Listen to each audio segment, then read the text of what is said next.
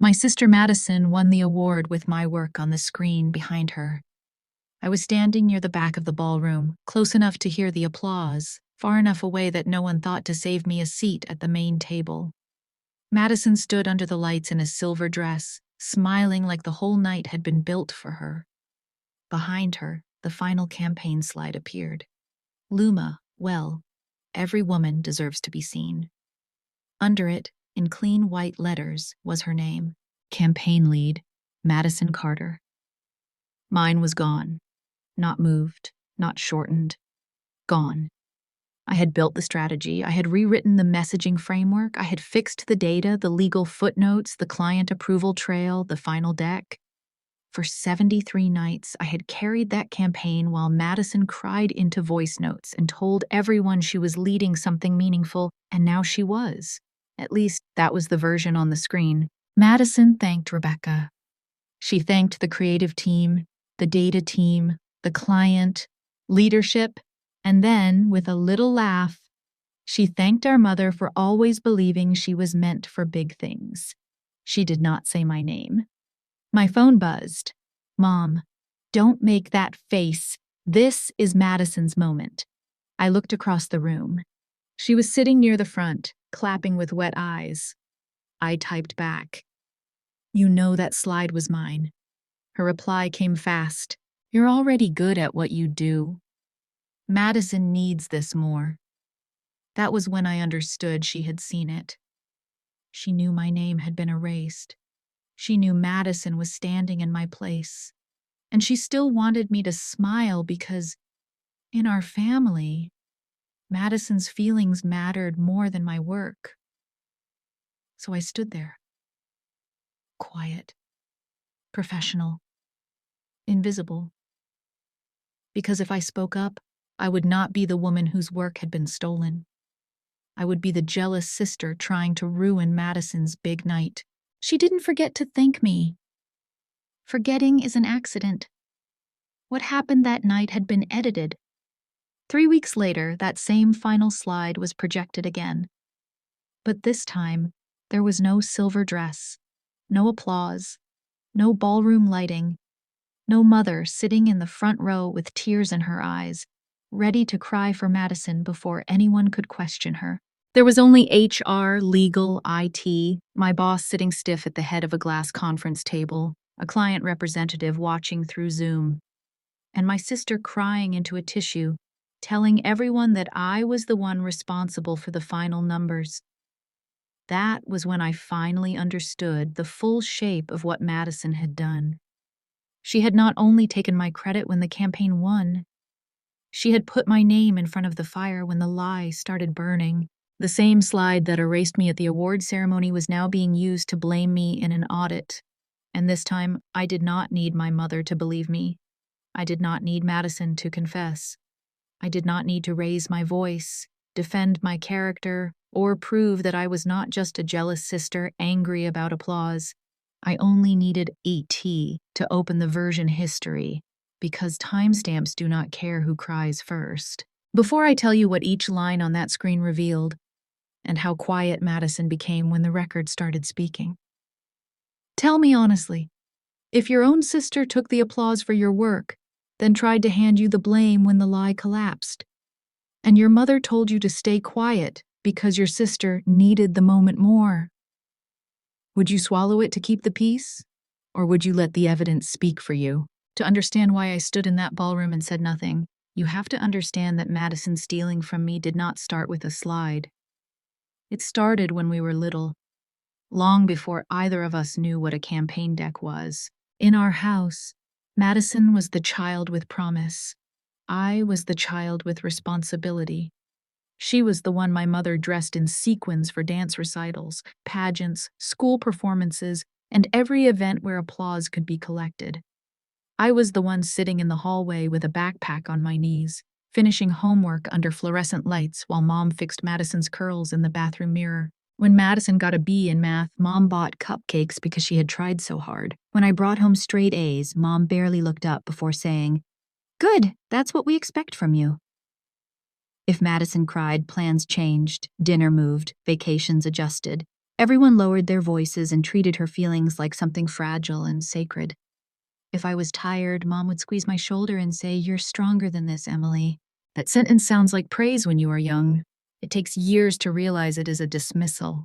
The family rule was never written down, but everyone knew it. Madison shines. Emily handles things. That was the sentence underneath every birthday, every argument, every emergency. Madison got the spotlight. I got the cleanup. Madison got second chances. I got expectations. Madison got protected from pressure. I got praised for surviving it. By the time we were teenagers, I had become her invisible support system without anyone officially asking me. I helped her write her college essay because Mom said Madison had the heart, but not the words. I edited her resume because Dad said I was better with structure. I made flashcards for interviews, drafted thank you emails, and once stayed up until 1 a.m. rebuilding her portfolio because she had accidentally deleted half of it and was sobbing too hard to think. The next week, Madison got praised for being naturally talented. I got told I was reliable. Reliable became the word people used when they wanted my labor without my resentment. Reliable meant I could be counted on to fix things quietly. Reliable meant I would not embarrass anyone by asking why the person who made the mess got comfort, while the person cleaning it got more work. And the strangest part is, for a long time, I was proud of it. I thought being needed meant being loved. I thought if I kept proving I was useful, one day my family would turn around and see me. Not as Madison's backup plan, not as the strong one, not as the daughter who could take it. Me. But they never saw competence as something to honor. They saw it as something to spend. Mom would tell people, "Emily is fine. Emily always figures things out." She said it with a smile, like she was complimenting me. But what she really meant was that my needs could be postponed because Madison's were louder. So when Madison cried, I moved. When Madison panicked, I solved. When Madison failed to prepare, I prepared for both of us. And every time I did, my family called it love. No one called it unpaid labor. No one called it emotional labor. No one called it training a grown woman to believe rescue was her birthright. In my family, Madison's potential was something everyone protected. My competence was something everyone used. So when Madison got hired at Brightline Media, I should have known better than to believe the pattern would stay at home. But I did believe it. That was the embarrassing part. Brightline was not our mother's kitchen. It was not a family dinner where Madison could cry and everyone would rearrange the truth around her. It was a real agency with client contracts, performance targets, time tracking, legal reviews, and people who put job titles in email signatures for a reason. At least, that was what I told myself. Madison had been hired as an associate account coordinator after Mom mentioned her to a friend who worked in people operations. Mom called it networking. I called it what it was, but only in my head. Madison arrived at the office with a new laptop, a perfect blowout, and the kind of confidence that comes from never wondering whether you belong in a room. I watched her walk through Brightline's glass doors on her first Monday and felt two things at once: dread and guilt for feeling dread. Because she was my sister, because I was supposed to want her to succeed, because in my family, noticing Madison's advantages was treated like jealousy, even when those advantages were sitting right in front of everyone wearing a visitor badge. For the first week, I kept my distance. I smiled when people introduced us as sisters. I answered simple questions. I told myself she had her own manager, her own onboarding plan, her own responsibilities. Then Rebecca Sloan called me into her office. Rebecca was my account director, polished, fast-talking, and very good at making extra work sound like an opportunity. She closed her door, gave me the kind of warm, professional smile that usually meant a favor was about to become unpaid labor, and said, "Since Madison is your sister, maybe you can help her get up to speed." There it was. Not a request exactly, not an order exactly. Something worse. An assumption wrapped in workplace language.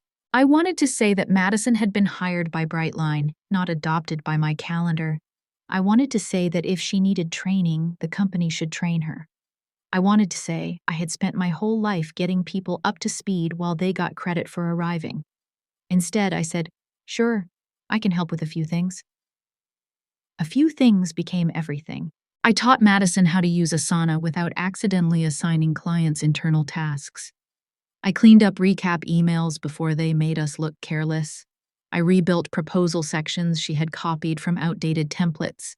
I explained client briefs line by line because she skimmed them and called it instinct. I rewrote follow-up notes so they sounded strategic instead of vague. At first, Madison was grateful in private. "You're saving my life," she whispered after I fixed a client recap 10 minutes before Rebecca saw it. But in meetings, the language changed. When she spoke to me, it was, "We fixed the recap." When she spoke to Rebecca, it became, "I reworked the recap." The first time I heard it, I told myself not to be petty. The second time, I told myself she was probably nervous. The third time, I recognized the sound. It was the same sound I had heard my whole life. Madison receiving rescue and calling it talent.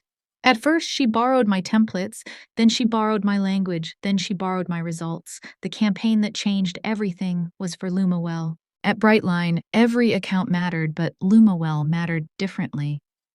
It was the kind of client people lowered their voices around because losing them would not just mean losing a contract. It would mean losing status, leverage, and the story Rebecca had been building about herself as the director who could land wellness brands before everyone else caught up. Lumawell was launching a new subscription-based wellness app aimed at women between 25 and 45. The campaign was called "Every Woman Deserves to Be Seen." On paper, it was about emotional visibility, better health routines, and building trust with women who felt ignored by traditional wellness brands. In reality, it was a $4.8 million test of whether Brightline deserved to become Lumawell's agency of record for the next 2 years. If the campaign worked, Rebecca would almost certainly be promoted. Madison would have the perfect story for her internal reputation. Young, female, client-facing, emotionally connected to the mission.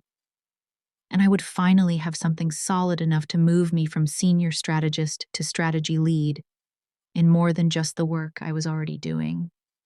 The official staffing sheet made everything look balanced. I was assigned to core strategy, audience segmentation, messaging framework, paid media logic, performance dashboard structure, legal footnotes, the final deck, and the approval trail. Madison was assigned meeting notes, client follow-ups, influencer list cleanup, a handful of social captions, and part of the presentation delivery. That should have been clear. It should have been impossible to confuse. But Madison had a gift for turning proximity into ownership. The first time she said it, we were walking out of a client prep meeting. "I'm leading Lumawell with Emily supporting strategy," she told one of the creative directors. Supporting strategy. 2 words, said casually, like they did not cut my role in half. I waited for Rebecca to correct her. Rebecca had been in the room. Rebecca knew who built the architecture. Rebecca knew who had stayed late mapping audience segments, rewriting the value proposition, and flagging claims that legal would reject before the client ever saw them. Rebecca did not correct her. She only smiled and said, "It's great that you two are collaborating." That was the moment I felt the old family pattern slide under the conference table and take a seat beside me. Madison was not stealing the entire campaign at once. She was shaving my name off in small, acceptable pieces. A phrase here, a meeting there, a recap email where her name came first, and mine showed up under additional support. And because the campaign was moving fast, because the stakes were high, because no one wanted sister drama inside a major account, I let too many of those moments pass. Still, I told myself clarity would matter eventually, because agencies were supposed to measure contribution by records, not charm and accountability. The campaign was about making women visible. The irony was that I was disappearing inside it. For 73 nights, Lumawell lived open on my laptop after everyone else went home. I knew that number because I counted later. Not because I was trying to make myself a martyr, but because by then Madison had told people she had carried the campaign, and I needed to remind myself what carrying something actually looked like. It looked like me rebuilding the deck at midnight after Lumawell changed the positioning from self-care to evidence-based wellness. It looked like me catching the fact that Madison had used the wrong persona in 6 slides, mixing up exhausted working mothers with high-income wellness hobbyists, 2 groups with completely different motivations, pain points, and media behavior. It looked like Madison sending the client an old file at 4:47 p.m. on a Friday, then leaving me a voice note from an Uber crying, "I am drowning. Can you just look at this before Rebecca sees it?" So I looked. I always looked. I rewrote 18 strategy slides in one weekend. I rebuilt the paid media logic after the projected CPA came in higher than Rebecca wanted to admit. I updated the performance dashboard at 2:13 in the morning because data had pushed new pilot numbers and Madison had already told the client we would have the revised story by breakfast. I added legal footnotes because the phrase clinically proven had appeared in Madison's captions even though legal had only approved consumer-reported improvement. I changed national rollout to pilot market test because Lumawell had only approved 3 regions. I removed 3 claims that sounded beautiful and would have created a compliance problem if anyone repeated them in a boardroom. Then I sent the approval trail. Rebecca, legal, data, client services, Vanessa Reed's team at Lumawell. Every major change had an email, a timestamp, a file name, or a comment attached to it because that was how I worked. Not because I expected betrayal, because clean work leaves a trail. Madison, meanwhile, became the face of the campaign. She posted on LinkedIn about how leading a women-centered wellness launch had changed the way she thought about visibility. She went to networking events and repeated phrases I had written at 2 in the morning. She practiced the client presentation in front of Rebecca, using my framework with her hand on her chest like every insight had been pulled directly from her soul. In private, she still needed me. "Can you tighten this? Can you make this sound more strategic? Can you check if this number looks weird? Can you just fix the transitions? You are so much better at making things flow." Each request was small enough to seem harmless. Together, they became the campaign. The working file on SharePoint was named Lumawell_final deck _Emily. Working _V19. On the last slide, under the campaign title, I had added the credit line Rebecca had approved 2 weeks earlier. Strategy lead, Emily Carter. I remember staring at that line the night before the final client review and feeling foolishly relieved. Not proud exactly, just seen. The next evening, Madison duplicated the file. She renamed it Lumawell_final deck _Madison_final. Then she removed my name. I did not know that part yet. At the time, I only knew the deck went out. The client loved it. Rebecca called the campaign a breakthrough, and Madison hugged me in the hallway like we had both survived the same fire. That belief was convenient, and it was dangerously wrong. Every time I saved her, I told myself I was protecting my sister. I did not realize I was training her to believe my work had no owner. The award night was held 3 weeks later in a hotel ballroom downtown, the kind of place agencies rent when they want hard work to look glamorous. Gold lights, white tablecloths, tiny desserts no one actually wanted. A stage at the front with Brightline's logo glowing behind it. Madison arrived with our mother. That should have told me something. Mom wore navy silk and the proud, watery expression she saved for Madison's public moments. She hugged Rebecca like they were old friends, touched Madison's hair, and told her she looked like she belonged on stage. I stood near the back because my assigned seat had somehow ended up at a side table with freelancers and 2 people from production who had joined the campaign after it was already done. Madison sat near Rebecca. Of course she did. When Lumawell won Best Integrated Wellness Campaign, the room lit up with applause. Rebecca stood first. Then Vanessa Reed from Lumawell smiled from the client table. Madison covered her mouth like she was shocked, then walked to the stage with the exact kind of trembling grace people mistake for humility. She took the microphone and looked out at the room. This campaign was personal to me, she said. I wanted every woman to feel seen. The words hit me strangely because I had written almost the same sentence in the strategy rationale. She thanked Rebecca for believing in her leadership. She thanked Lumawell for trusting her vision. She thanked the creative team, the data team, the client service team, senior leadership, and then she laughed softly and thanked our mother for always telling me I was meant for big things. People smiled. Mom cried. I looked at the slide behind Madison. Campaign lead, Madison Carter. No Emily. No strategy lead. No trace of the 73 nights, the legal notes, the dashboard corrections, the framework that held the entire campaign upright. My phone buzzed. Mom, don't ruin this. Madison worked hard too. I typed with hands so steady they felt disconnected from me. She removed my name. Mom's answer came back almost immediately. You're her sister, not her competition. I read it once, then again.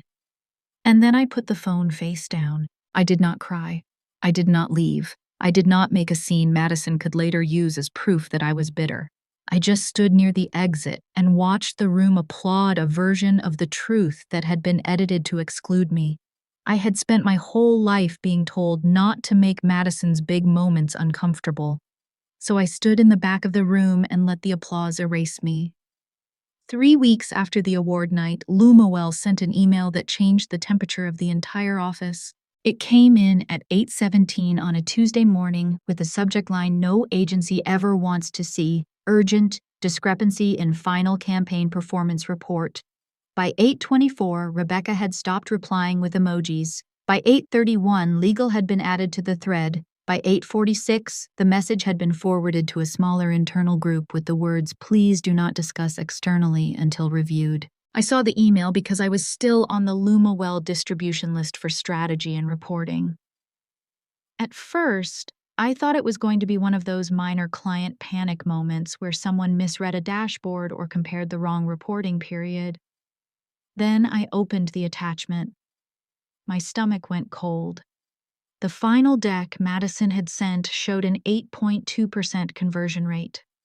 The approved dashboard export showed 2.8%. The deck listed CPA as significantly lower than the actual paid media number. One chart labeled the campaign as a national rollout, even though Lumawell had only approved a 3-market pilot. The footnote that said preliminary pilot data, not national performance, had been removed. And worst of all, Lumawell had already used that deck in a board presentation. This was not a typo. This was not a formatting issue. This was the kind of discrepancy that made CFOs use words like inflated, misleading, and exposure. Vanessa Reed's message was calm, which made it worse. She wrote that Lumawell's finance team could not reconcile the reported performance metrics with the original dashboard exports. Their legal team was requesting a full audit of the final deck, source data, approval trail, and all changes made after client sign-off. Rebecca called an emergency account huddle 10 minutes later. Her face on Zoom looked tighter than I had ever seen it. She did not mention the award. She did not mention Madison's speech. She only said, "We need to determine exactly who touched the deck after final approval." Madison was on the call with her camera off. That was the first warning. The second came 2 minutes after the meeting ended. A message from Madison appeared on my phone. "If anyone asks, you handled final QA, right?" I presented. "But you checked the numbers."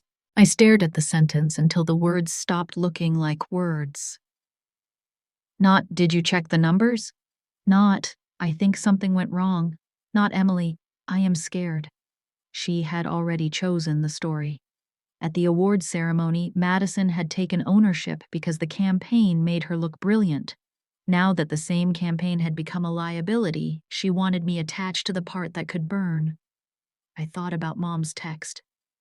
"You're her sister, not her competition." Apparently, I was not her competition. I was her shield. The thing about professional danger is that it does not feel dramatic at first. It feels procedural. Calendar holds appear. People stop speaking casually. Threads get smaller. Language gets colder. Suddenly, no one says mistake. They say discrepancy. No one says who did this. They say ownership needs to be clarified. By noon, HR had been copied on a meeting invite. By 1, legal had asked everyone to preserve documents. By 2, Rebecca told me not to contact Lumawell directly until the internal review was complete. That was when I understood how serious it was. Madison had not just stolen the applause, she had handed me the liability. And there is a very specific kind of anger that arrives when someone uses your silence as a place to hide their lie. It is not loud. It is clean. It makes you stop explaining and start saving everything. Madison got to Rebecca before I did. Of course she did. That had always been her gift. Not honesty. Timing. By the time Rebecca called me into her office, Madison was already sitting in the chair closest to the window with a tissue twisted in both hands. Her eyes were red, but not swollen enough for real crying. Her blazer was cream, soft, expensive, and carefully chosen to make her look smaller than she was. Rebecca stood behind her desk with her arms crossed. She was not angry exactly. She looked frightened, and frightened managers are dangerous because they start looking for the cleanest person to sacrifice.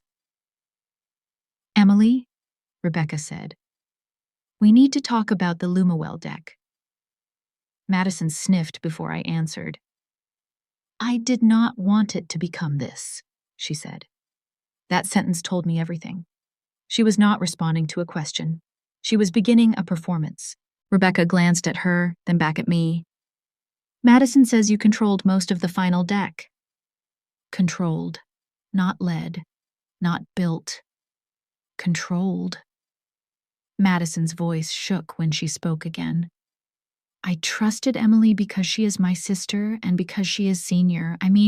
I presented parts of it, but she was the one who always handled the numbers and the final QA. I did not feel like I could push back." I looked at her. There it was. The corporate version of the same tears that had rearranged our family my entire life. "I felt pressured," she continued. "She has more experience, and honestly, I did not want to create family drama at work. So I just did what she told me to do." Rebecca's mouth tightened. In another life, maybe that would have made me panic. Maybe I would have started defending myself immediately, throwing out explanations fast enough to sound guilty. Maybe I would have said, "That's not true," over and over while Madison cried harder and Rebecca tried to decide which sister seemed more reasonable. But something about Madison's message that morning had burned the old reflex out of me. "If anyone asks, you handled final QA, right?" She had warned me without meaning to. Rebecca asked, "Were you responsible for final QA on the Lumawell deck?" The room went very still. Madison looked down into her tissue. I did not answer the question. Instead, I asked, "Is this now an internal audit?" Rebecca blinked. "We are trying to understand what happened." "Then I would like HR, legal, and IT present before I answer any questions about data ownership, final approval, or post-sign-off changes." Madison's head snapped up. "Seriously? You're making this formal?" I looked at her for the first time since I entered the room. "You already did." At home, her tears always arrived before the truth. This time, I made sure the truth got a calendar invite. I did not call my mother after I left Rebecca's office. That was the first sign I had changed. The old Emily would have called, not because Mom would help me, but because some younger, foolish part of me still wanted a witness from inside the family. Someone to say, "This is wrong, Madison went too far." Someone to prove I had not imagined the pattern. But I already knew what Mom would say. She would tell me Madison was scared. She would ask whether I had considered how this looked for my sister. She would remind me not to make permanent damage out of a misunderstanding. And then, somehow, by the end of the call, Madison's altered numbers would become my tone problem. So I did not call, I did not text Madison either. I did not ask why. I did not give her a chance to soften the lie, revise the lie, or cry around the lie until it looked like confusion. I went back to my desk, closed my email, opened a blank folder, and named it Lumawell Audit Documentation. Then I started building the only thing my family had never respected and Madison could not charm: a record.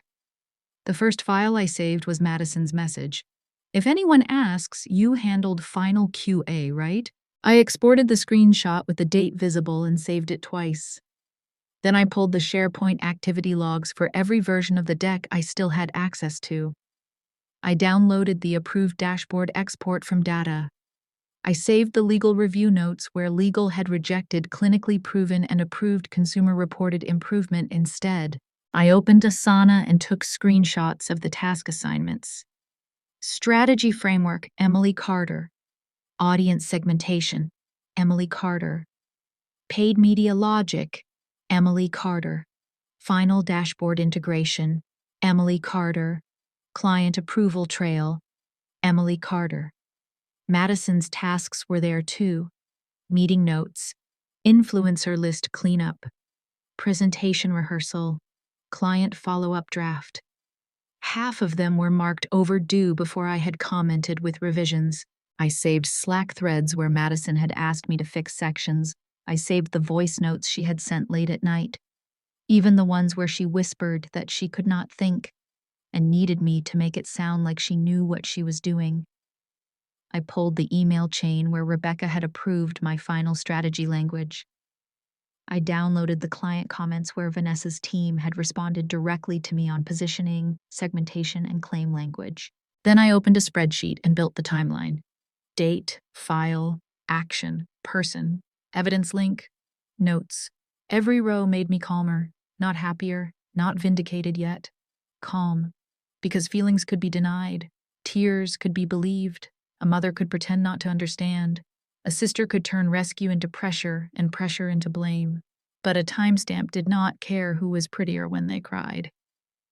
By the time the calendar invite arrived, my folder was ready. HR, Legal, IT, Rebecca, Madison, Emily. Subject, Lumawell Final Deck Review. I looked at Madison's name on the invite and felt nothing loud, only focus. I had spent years learning that feelings could be denied. Timestamps could not. The meeting was scheduled for Thursday morning in the glass conference room on the 18th floor. That room was usually where Brightline brought clients when we wanted everything to feel expensive and controlled. Floor-to-ceiling windows, white table, built-in screen, bottled water lined up like evidence no one had touched yet. That morning, it did not feel expensive.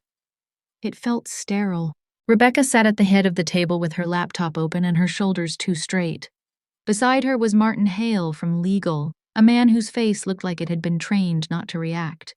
Across from him sat Priya Shah from HR, already taking notes before anyone had said anything important. Aaron Mitchell from IT/data stood near the screen with an HDMI cable in one hand and the tired expression of someone who had been asked to pull records no one wanted to read. Madison arrived 2 minutes late. Not late enough to seem careless. Late enough to be noticed. She wore a pale blue blazer and carried a coffee she never drank. Her eyes were red again. This time she had added no mascara, which made the redness look more honest than it was. She sat across from me and immediately looked at Rebecca, not at me. I sat with my laptop closed and my folder beside it. Thin folder. That mattered. I did not want to look like I had come to bury my sister. I wanted to look like I had come prepared to answer a professional question. On the screen, Vanessa Reed from Lumawell joined by Zoom with her finance lead muted beside her. Brightline Legal had already explained that personnel decisions would be handled internally, but Lumawell had requested to be present for the factual review of the deck lineage because their board had seen the altered report. Vanessa's face was calm. That made everyone else look worse. Martin opened the meeting. "We are not here to discuss personalities," he said. We are here to determine who altered approved campaign data after client sign-off and how that altered deck was sent externally. Madison's hand went to her tissue before he finished. I just want to say, she began, voice trembling, that I loved this campaign. I would never intentionally damage it. I presented the work, yes, but Emily handled most of the final deck. I trusted her because she is my sister and because she is senior. Priya looked up from her notes. Rebecca did not look at me. Madison continued, softer now. I did not want to say anything because I knew people would make it family drama. But I felt pressured. Emily always had control of the strategy, the dashboard, the wording. I was just trying to represent the campaign well. There it was again. Control. Pressure. Trying. Words chosen carefully enough to sound wounded and vague enough to be useful. For most of my life, Madison had known how to control a room by making everyone afraid of what would happen if they did not comfort her fast enough. But this was not our mother's living room. This was not a birthday dinner where tears could move blame from one plate to another. This was an audit. Martin turned to me. Emily, before we review the records, do you want to respond? I looked at Madison, then at Rebecca, then at the screen where Vanessa was watching without blinking. No, I said. Madison's eyes flickered. I would like Aaron to open the version history. The room changed. Not dramatically. No one gasped. No one moved too quickly. But Rebecca's hand froze on her mouse. Madison's tissues stopped twisting. Aaron looked at legal, and Martin gave one small nod. Madison let out a breathy laugh. So this is what we are doing? She's trying to humiliate me. Priya's voice was even. This is an audit. We need the record. Aaron connected his laptop to the screen. The Brightline logo vanished. The SharePoint folder appeared. Madison stared at it like it had insulted her personally, and for the first time that morning, I felt no need to explain myself. Madison had spent years learning how to control a room. She had never learned how to control a timestamp. Aaron opened the file named lumawell_finaldeck_Madison_final.pptx. For a second, the title slide filled the screen exactly as it had on award night. Luma. Well, every woman deserves to be seen. Campaign lead, Madison Carter. No one said anything. Then Aaron clicked into the activity panel. The first log appeared, created by Emily Carter, March 3rd, 11:42 p.m. The room stayed silent, not surprised yet, just attentive. Aaron clicked the next entry. Emily Carter added audience segmentation, March 12th, 2:18 a.m. He opened the change preview. My segment map appeared on the right side of the screen, color-coded by audience need state, media behavior, and trust barrier. The same framework Madison had later described in the award interview as deeply personal to my process. Aaron moved on. Emily Carter added legal footnotes, March 19th, 3:17 a.m. Legal footnotes appeared at the bottom of 6 slides. Consumer reported improvement. Pilot market sample, not intended as medical advice. Preliminary performance data. Martin leaned forward slightly. Aaron clicked again. Emily Carter inserted approved dashboard export. March 22nd, 1:06 a.m. The approved dashboard opened beside the deck version. Conversion rate 2.8%. CPA $112. Pilot market Seattle, Austin, Raleigh. Vanessa's finance lead unmuted by accident, then muted again. Aaron continued. Madison Carter duplicated file. March 24th, 9:13 p.m. That was the first time Madison moved. Only a little. Her shoulders lifted, then dropped. Aaron did not look at her. He clicked the next entry. Madison Carter removed footer. Strategy lead. Emily Carter. The room went so quiet I heard the building air system click on. On the screen, the preview showed the final slide before and after. Before, strategy lead, Emily Carter. After, blank space. Madison whispered, "That was for formatting." No one answered.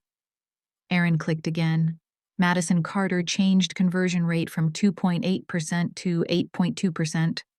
Vanessa looked up from her notes. Rebecca closed her eyes for half a second. Madison spoke quickly. "I thought that was the engagement lift number. I didn't realize it would be read as final conversion."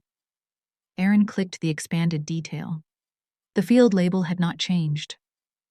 "Conversion rate?" Martin asked. "Who entered the 8.2%? Aaron answered. "The log attributes that edit to Madison Carter." Madison's face flushed. "I did not know what those numbers meant." Vanessa's voice came through the speaker, calm enough to cut glass. "Then why did you change them?" Madison did not answer. Aaron clicked the next log. Madison Carter removed note. Preliminary pilot data, not national rollout. This time, Martin wrote something down. Aaron clicked again. Madison Carter changed campaign scope label from 3-market pilot to national rollout. The before and after preview appeared. 3-market pilot disappeared. National rollout took its place. Rebecca's voice was barely audible. "Madison." Madison turned on her instantly. "You told me the deck needed to feel stronger." Rebecca went still. Martin looked up. "Please do not discuss side conversations unless we are reviewing documented records." "I am just saying," Madison said, crying harder now. "I was trying to make the campaign look successful. Everyone wanted it to look successful." Vanessa's eyes narrowed. "We wanted accurate reporting." Aaron clicked the final relevant entry. Madison Carter exported PDF and sent to client, March 25th, 8:04 a.m. The Outlook record appeared underneath it. Sender, Madison Carter. Recipients, Vanessa Reed, Lumawell Brand Team, Rebecca Sloan. Attachment, Lumawell_final deck, _Madison_final.pdf. No Emily, not copied, not sender, not approver. Madison covered her mouth with one hand. "I thought Emily had already checked it." That was when I opened my laptop. Not fast. Not dramatically. I just opened it, found the Slack export, and shared the thread with Aaron. He put it on the screen. Madison Carter, March 23rd, 6:41 p.m. The 2.8 number makes the campaign look weak. Can I clean it up for the award deck? My reply sat beneath it. Emily Carter, March 23rd, 6:44 p.m. No. Do not change approved performance data.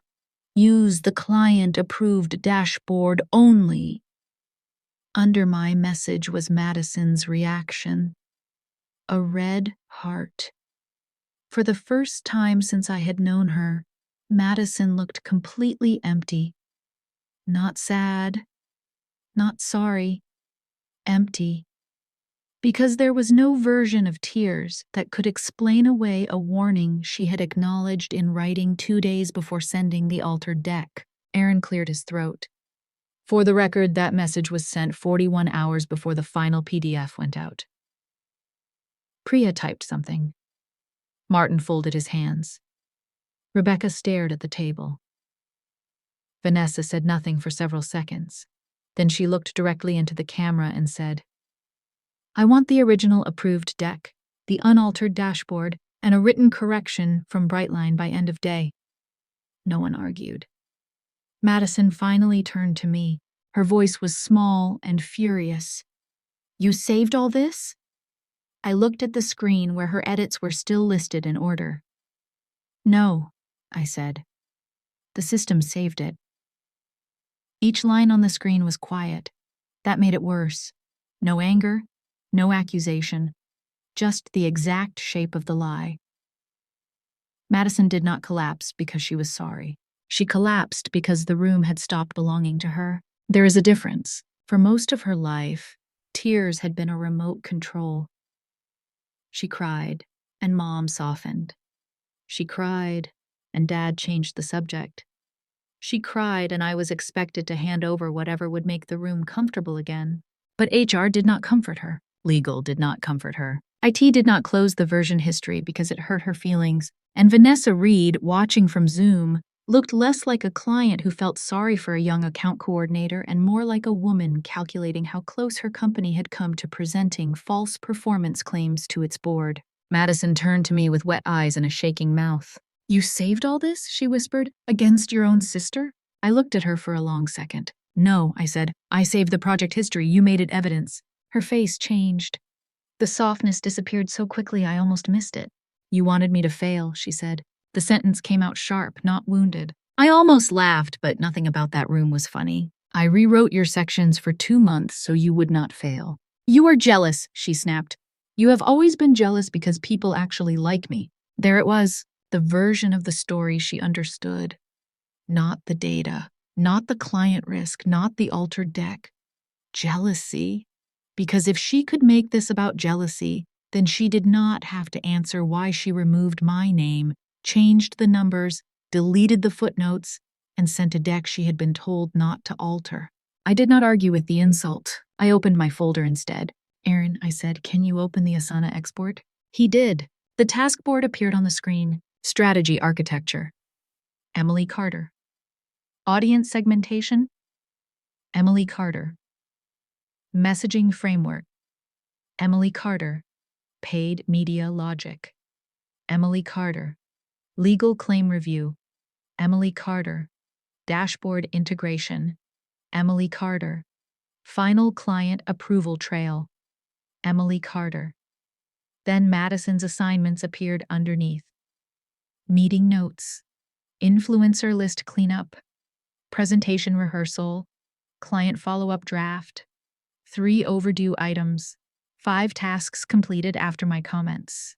2 marked done within minutes of my revisions. No one spoke. Then Aaron opened the email chain where Rebecca had approved my strategy framework. He opened the client comments where Vanessa's team had responded directly to me. He opened the Slack thread where Madison asked me to make this sound like I understand the audience better. Madison stared at the screen like it had betrayed her. I said, "I protected you when it was embarrassing. I stopped protecting you when it became a client risk." Vanessa looked toward Rebecca through the Zoom window. "Was Emily ever identified to us as the campaign strategy lead?" Rebecca did not answer immediately. That silence hurt more than I expected. Because Madison had erased my name, but Brightline had let her.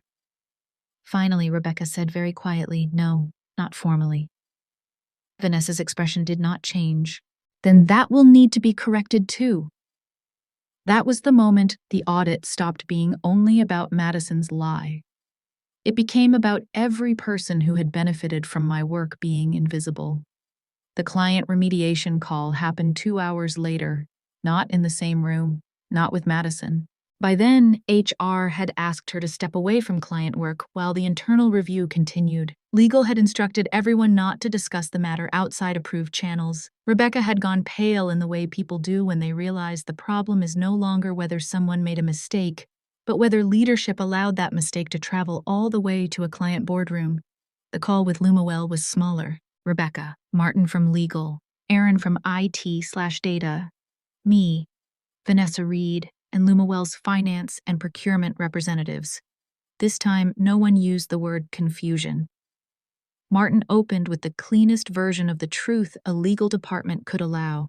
Brightline has completed an initial review of the final deck lineage. The approved dashboard export was accurate at the point of client sign-off. After that sign-off, a duplicate deck was created, altered, exported, and sent externally without authorization. Vanessa did not interrupt.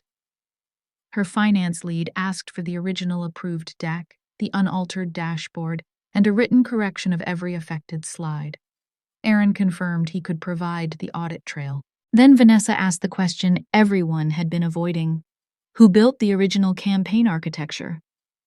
For a moment, no one moved. Rebecca looked down at her notes. Then she said, Emily Carter built the campaign architecture. The sentence was not dramatic. No music swelled. No one clapped. No one apologized with tears in their eyes. But hearing my name attached to the work in a room that mattered did something to me I could not explain. Rebecca continued, voice tighter now. Emily led the strategy framework, audience segmentation, messaging logic, claim review coordination, dashboard integration, and approval trail. Madison's primary role was client coordination and presentation support. Presentation support. The phrase sat there. Clean, accurate, late. Vanessa looked directly into the camera. For the record, Lumawell wants Emily Carter leading all corrective work from this point forward. My hands were folded under the table. I pressed my thumb into my palm so hard it hurt. Not because I wanted to cry, because I wanted to remember that moment exactly. After years of being called reliable, helpful, supportive, strong, easy, mature, and good at handling things, someone had finally said the word that mattered. Leading. Martin outlined the correction plan. Brightline would send a formal written amendment to Lumawell's board materials. The performance report would be rebuilt from the approved dashboard. Every claim would be rechecked by legal. Future decks would require locked source data, named owners, and documented sign-off before export. Vanessa agreed, but her voice stayed cold. Trust is repairable, she said, but only when the record is clean. I thought about the award night. Madison on stage, Mom crying. The slide behind her with my name removed. I had wanted applause then, or I thought I had. But sitting in that call, listening to the client ask for me by name, I realized applause was not the thing I had needed. Applause fades. Records stay. I did not need applause that day. I needed my name attached to the truth. The consequences inside Brightline did not happen like they do in movies. No one stormed out. No one confessed dramatically. No executive slammed a folder on the table and announced justice. It was quieter than that, which somehow made it feel more real. Madison was placed on administrative leave before the end of the day. HR used careful language in the email.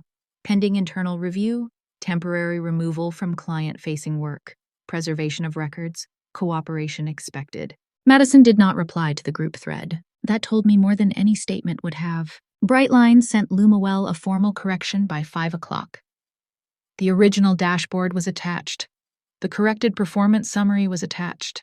Every affected slide was labeled, explained, and rebuilt from approved source data. The phrase national rollout disappeared. The pilot market footnote returned. The conversion rate went back to 2.8%. The campaign was still strong. It had never needed to lie. That was the part that made Madison's choice feel even smaller. Over the next 2 weeks, HR interviewed everyone connected to the Lumawell account. Legal reviewed deck approval workflows. IT locked down export permissions for final client deliverables. Rebecca spent long hours in closed-door meetings with senior leadership, and for once her polished confidence did not travel ahead of her in the hallway.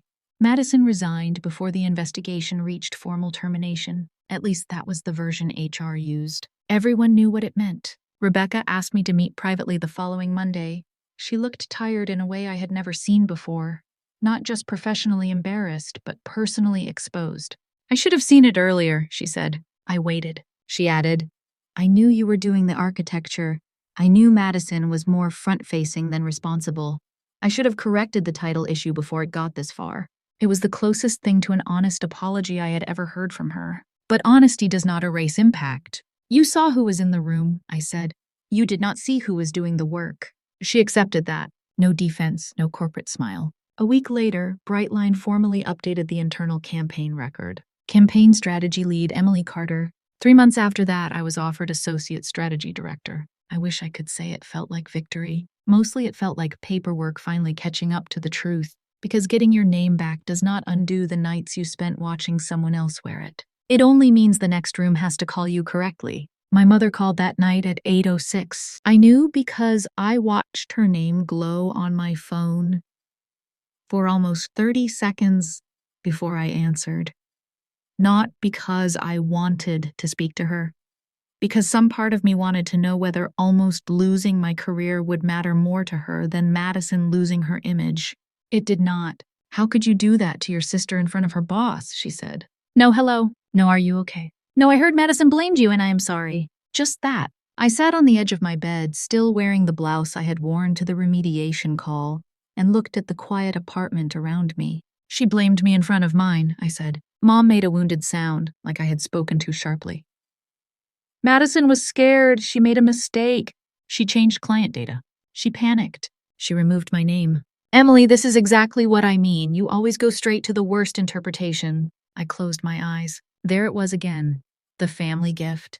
Take a clear action, wrap it in emotion, and call anyone who names it cruel. She accepted the award publicly, I said. She blamed me professionally. The audit was not a family dinner. Mom's voice hardened. You could have handled this privately. She did not steal my work privately. Do you hear yourself? Steal your own sister? Yes, I said. My own sister. Silence. Then Mom began to cry. Not softly, not quietly. The kind of crying that had controlled rooms my entire life. The kind that meant I was supposed to stop being accurate and start being sorry. Madison may never recover from this, she whispered. Something in me went very still. Neither would I said, if the lie had worked. Mom inhaled sharply. You always have to be right. No, I said, I had to be documented. There is a difference. She told me I was cold. She told me the company had changed me. She told me blood should matter more than proving a point. Then she said the sentence I had been waiting for without knowing it. Your sister needed that moment. I looked across the room at my work bag on the chair. Inside it was the folder that had saved my job. The folder that existed because needing something had always been Madison's permission slip. And I needed my career, I said. Mom did not answer that, because there was no room in her story for my need. After we hung up, Madison texted me. Hope you're happy. You destroyed your own sister. I stared at the message for a long time. Once I would have typed paragraphs. I would have explained how much I had done for her, how many times I had protected her, how badly she had hurt me. I would have tried to make her understand the difference between consequence and cruelty. But explanation had never changed people who benefited from misunderstanding me. So I wrote one message. You used my work when it made you look brilliant. You used my name when your mistake needed a body. I am done being both. Then I muted the family group chat. Not blocked, muted. There is a difference. Blocking is a wall. Muting is a door you decide not to open just because someone knocks.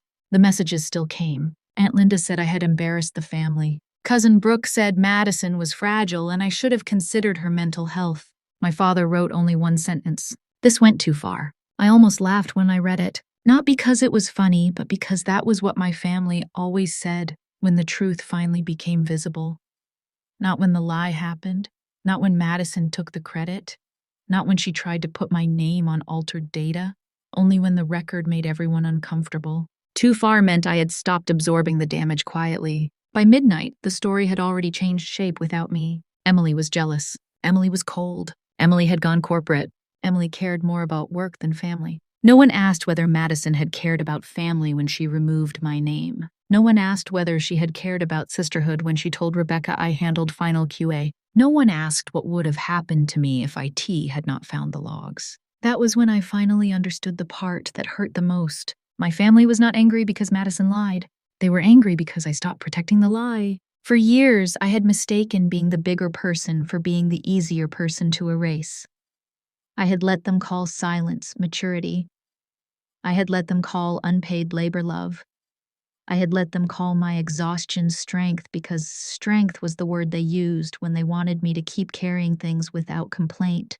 But that night, sitting alone in my apartment with my phone face down beside me, I realized something very simple. I had not destroyed Madison. I had only stopped rescuing her from the record. My family did not ask whether I almost lost my career. They asked why I did not protect hers.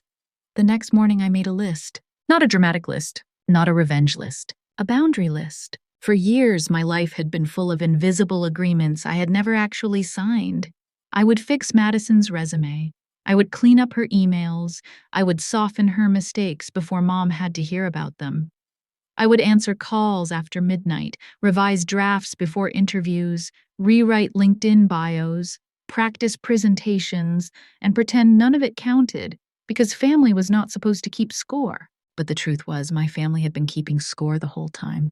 They just counted Madison's needs and ignored my labor. So I wrote down what would stop. I would not edit Madison's resume. I would not write her LinkedIn announcement about seeking new opportunities. I would not call Rebecca and ask whether Madison could come back after things cooled down. I would not attend a family meeting designed to turn my evidence into an apology. I would not discuss Brightline, Lumawell, the audit, or Madison's employment with anyone outside HR and legal. And if my mother, father, or any relative contacted my workplace again, I would document it the same way I had documented everything else. Mom tried one more time. She left a voicemail saying, "She is still your sister." I listened to it once while standing in my kitchen, then deleted it. 'Cause yes, Madison was still my sister. She had also still removed my name. She had still changed client data. She had still told my boss I was responsible when the lies started collapsing. Being someone's sister did not mean volunteering to be the place where their consequences disappeared.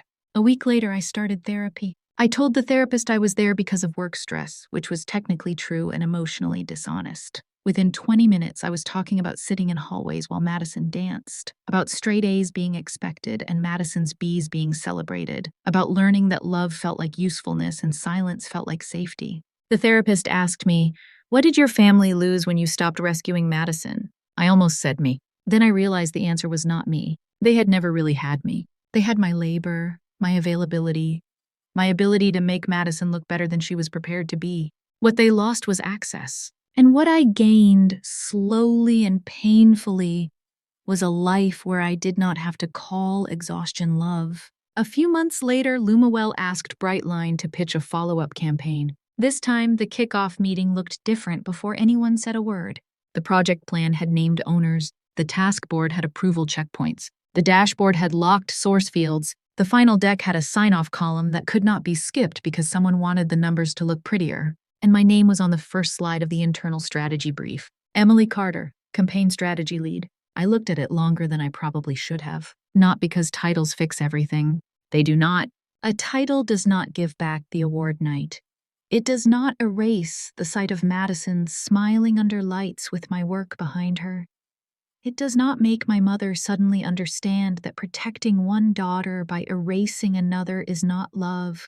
It does not make years of unpaid labor become harmless just because someone finally labels the file correctly. But a title can be a boundary when people are used to calling your contribution support. This campaign was smaller than Lumawell's first launch, but cleaner. We were building a retention and trust campaign around women returning to wellness after disappointment. No big award language, no dramatic promises, just careful research, better messaging, and a performance model no one could turn into fiction without leaving fingerprints. A junior strategist named Naomi was assigned under me. She was bright, nervous, and painfully eager to prove herself. On the second week, she sent a draft to the wrong internal channel before it had been reviewed. She realized it 3 minutes later and came to my desk pale with panic. "I'm so sorry," she said. "I can fix it. Please don't tell Rebecca yet." For a second, I saw Madison. Not because Naomi was Madison, because I recognized the old doorway opening in front of me, the one where I could step in, erase the mistake, rewrite the draft, protect the younger woman from discomfort, and tell myself I was being kind. Instead, I turned my monitor toward her. "We are going to fix it," I said. "And we are going to leave the record clean." Her face tightened. "Am I in trouble?" "No," I said. "You are learning, but learning requires ownership." Together, we wrote a correction in the channel. We tagged the right people. We updated the file name. I showed her how to add a note to the project log explaining what changed and why. She looked embarrassed, but also relieved. When we were done, I said the thing I wish someone had said in my family years earlier. "Helping you learn is my job. Hiding your mistakes is not." Naomi nodded, and nothing terrible happened. No one screamed. No one cried to make the room change shape. No one called me cruel because I did not turn myself into a shield. The work simply moved forward. That was when I understood how distorted my definition of help had become. Real help does not require one person to disappear so another can shine. Real help does not remove accountability and call it love. Real help teaches someone to stand, not to climb onto your back and accuse you of betrayal when you finally kneel down. On the day of the final presentation, I arrived early. The conference room was still quiet. The screen glowed blue while the deck loaded. Outside the glass walls, people moved through the office with coffee cups, laptops, and the ordinary confidence of a day that did not know it mattered. Then the title slide appeared. Not the first slide, the last one. I had asked Naomi to check the credits before we exported. Not because I did not trust her, but because clear records were now part of how I respected myself. The slide read, Strategy Lead, Emily Carter. Junior Strategist, Naomi Ellis. Data Lead, Aaron Mitchell. Account Director, Rebecca Sloan. I stared at my name. There was no applause, no ballroom, no mother in the front row deciding whose feelings deserved protection. Just a quiet room, a clean deck, and my work attached to me. For the first time, that was enough. Later, when the presentation ended and Lumawell approved the campaign, Naomi smiled at me across the table like she had just survived something important. Maybe she had. Maybe we both had. Rebecca thanked the team properly that time. She said my name first. I did not look around to see who noticed. I noticed. That mattered more. Madison still had not apologized. My mother still sent occasional messages dressed as concern and shaped like guilt. Some relatives still believed I had gone too far. I let them believe whatever story helped them sleep because I was no longer available to edit myself into something they could accept. The final slide stayed in my mind for days. Not because I needed my name to be bigger than anyone else's, because I had finally stopped letting people call my work invisible just because they benefited from not seeing it. Quiet work is still work. Invisible labor is still labor. And people who survive by being rescued will call you cruel the first time you let the record show who actually did what. So tell me honestly, if your own sister stole your work, blamed you when it failed, and your mother told you to stay quiet because your sister needed the moment more, would you forgive them? Or would you let the record stand?